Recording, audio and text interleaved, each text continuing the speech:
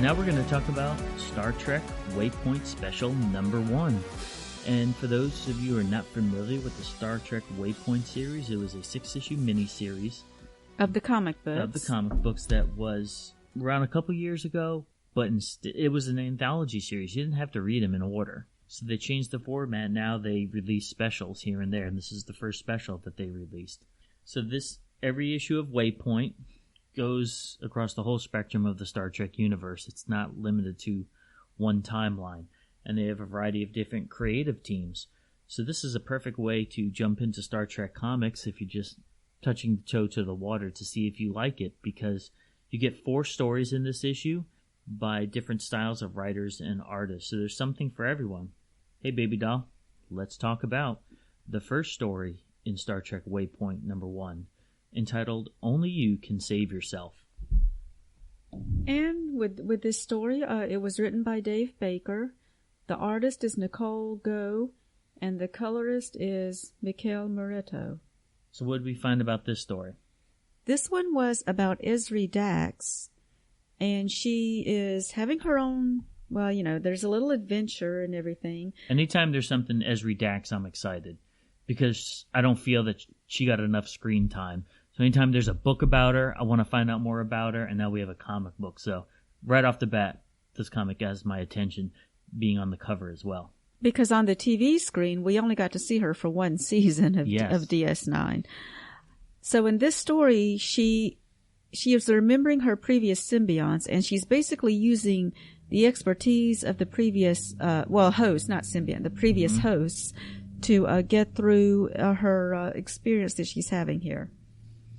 And I like the idea of how it shows internally what's going on in her mind. Every time she has some sort of challenge, she has to almost channel someone with the knowledge or understanding of that challenge and talk it out with that previous host and how she's going to address the situation currently. She was so young when we saw her on the show, and so to see her grow and have this kind of adventure where she actually has to kind of think on her feet more and be more mature, it was a good story for her. Yeah, totally. And this, it's kind of funny. We were just finished viewing all 4 of the Star Trek Discovery short treks, and this is pretty much a similar format. They're a series of 4 short stories. So it almost seems like it keeps happening. This past month, we watched Star Trek in 4 short stories. We're reading a comic that's 4 short stories. And it makes me think of the guidelines for the Star Trek fan films, how they're 15-minute long segments. Wow, CBS is proving that it can be done. You could tell an awesome story in 15 minutes or less. Comic book format, you could tell an awesome story in 15 pages or less. You can, and it's great that this is something that we can enjoy.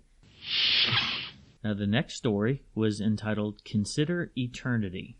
The writer is Brandon Easton, the artist Josh Hood, the colorist Thomas Deere.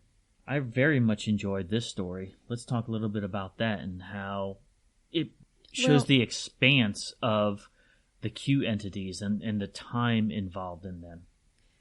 This one combines Q with characters from Star Trek the Motion Picture, which is, never been done on screen. So we have, at the end of Star Trek the Motion Picture, Decker and Ilea merged with Voyager, and this story is about what happens after that. They meet Q, because basically they've become this omnipotent being, right? Omniscient, and omnipotent. It leaves us there. We never get to revisit them. Right. We never knew what happened to them, so this story tells something of that. And it shows that, wow, Q was watching all this going on with Voyager.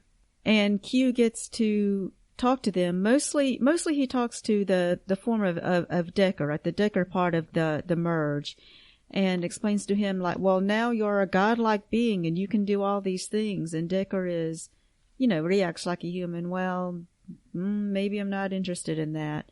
I don't really want to, play with galaxies. And it shows that this is a younger Q, obviously, and he's saying there's so much you can do. don't settle for something small. You have not the whole world in your hand. You have the whole universe in your hand. That's right. And so what would happen if a human suddenly had those kind of powers? Yeah, so this story explores that. It explores the thinking process, the opportunities, but also it shows the thinking process of the Q and what the Q is thinking about exploring in the future. So it was a great read, and one that you can do in comic books that shows different places in the galaxy and other worlds, other universes. I mean, you can, to get the visual effect of that, I mean, comic books is great. Yeah, and I absolutely love Josh Hood's art. Perfect for this story. The next adventure that was contained, My Human Is Not. And for this one, the writers are Jackson Lansing and Colin Kelly, and the artist is Sunny Liu. Very touching story. This one is about Data and his cat Spot, and it's from the point of view of Spot, which is a great take on that. It is. A popular episode for Next Generation is Lower Decks, because we're able to see things through basic crewman's eyes instead of from the officer's eyes. Now we're seeing life aboard the Enterprise from Spot's eyes. Interesting perspective.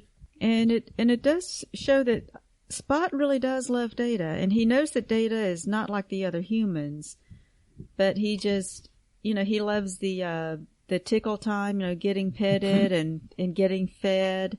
I mean, he's a typical cat, but I just think it's great that he has these senses like a cat. I mean, he knows when someone likes him and things like that, and he knows that the Data really cares for him. And the artists in this series, since the art is so varied in Waypoint, this artist chooses to use, it looks like some sort of mixed medium. It's not traditional comic book art, and it's not even computerized art. I don't know if it's paint or if it's pastel, or it's very curious. But initially when you look at it, you might say, wow, this doesn't look like a standard comic book, but the story it pairs perfectly with, because you're seeing everything through a fuzzy little cat's eyes. That was a great idea. And the final story that's found in this issue is Histories. And for this story, the writer and artist is Matthew Dow Smith. The colorist is Sean Steven Struble. What'd you get out of this story? This was a good story. It takes place in the future, and it shows... Now, if you look at the artwork, so these people are in the future talking about Kirk and Spock, and then it shows Kirk and Spock wearing a variation of their uniforms. So it's not exactly right. You could tell it's some kind of an alternate timeline deal. Yes, and then we find out that the people, maybe what they're talking about a history, saying that the Federation was like an empire, like the Mirror Universe Empire. They conquered other worlds, and then someone challenges that view of history and says, well, maybe that's not the way it happened. Again, anytime you have something that twists time and gives you an alternate view, I think back to the Marvel Comics What Ifs. That What If series. What if Jane Foster had found the hammer of Thor? What if Spider-Man had joined the Fantastic Four?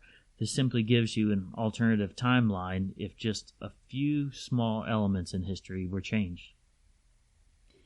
It also reminds me of the episode of Voyager, in which that took place in the future, and their impression of the past with Voyager is that they were a crew that were evil and did mean things to people and conquerors and all of that, and then it was something they had downloaded the Doctor's program, and the Doctor set them straight about what Voyager was really like. Yes. Yeah. Great pickup. And also so these stories also reminded me of the Star Trek New Voyages books. They were all, a collection of stories, and they were, each one is a self-contained story, and it's all of these great ideas about things that never happened on the show that could have happened. Mm-hmm. They're just wonderful creative stories, and that's what this is. It explores new ideas about Star Trek. Thanks for listening. Make sure you hit that subscribe button and join our Facebook group. Live long, and may the Force be with you. Nanu Nanu.